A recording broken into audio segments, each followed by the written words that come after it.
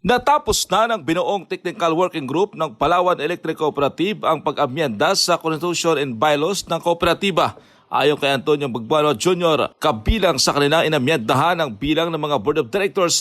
Ang kasalukuyang 11 directors ay dinagdagan ng 4. Ang rason doon, kung bakit natin kailangan amindahan dahil obsolete na ito, kumbaga luma na. Hindi na napapanahon sa panahon ngayon ang 20 years nating bylaws. So, nag-iba na, yung technology, iba na.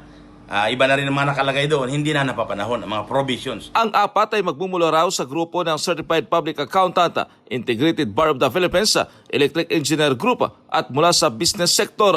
Mahalaga raw ito para magkaroon ng check and balance sa kooperatiba.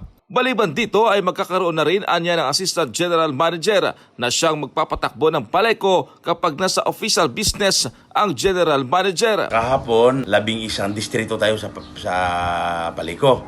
Yung franchise ng Paliko, hinati-hati yan sa 11 distrito. Meaning, 11 rin ng Board of Director. So, kahapon dinagdagan namin ng 4. Kumbaga parang party list eh. Para itong 4 na itong Board of Director ay magiging neutralizer ito, fiscalizer. Sabi pa ni Magbanua, kailangan na raw palitan ng saligang batas ng paleko dahil hindi na ito tugma sa kasalukuyang panahon.